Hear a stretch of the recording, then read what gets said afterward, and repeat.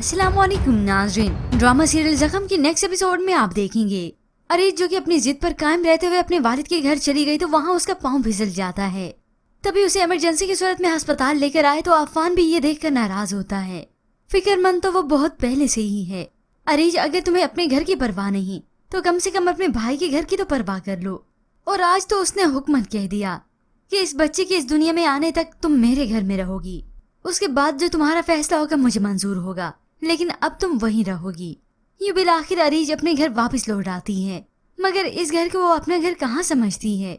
और फिर ऐसे में एमन, जिसने ये देखा कि अरीज वापस लौट आई है, वो तो अपना सामान बोरिया बिस्तरा उठाकर तैयार हो जाती है। मगर होप्स वो सुधरी नहीं होगी। वो अफान को किसी और के साथ देखना बर्दाश्त तक नहीं कर सकती। तभी वो सिकंदर के पास उसके ऑफिस में चली जाती है। एमन, हमारा रिश्ता ना जिद का रिश्ता है। अफान तुम्हारी जिद है और अरीज मेरी। अब एमन वहाँ अरीज के दिमाग में जहर तो घोल आई, जिसके बाद तो उसे सब कुछ बेगाना ही लगता है। भाई आया तो समझाने लगा, अरीज तुम्हारी गलतफहमी तुम्हें अकेलेपन में डाल रही हैं। नजर उठाकर तो देखो, तुम्हें चारों तरफ अपने ही नजर आएंगे। मगर अरीज को इस सब से कोई फर्क नहीं पड़ता। वो तो बस बदगुमान होकर खुद पे ही ज्यादती करती है। अफान से उसकी नफरत वैसे ही है। तो अफान आज गिला करने लगा, तुम्हें मुझ में मैं कहाँ दिखता हूँ? तुम तो सिर्फ सिकंदर का भाई देखती हो।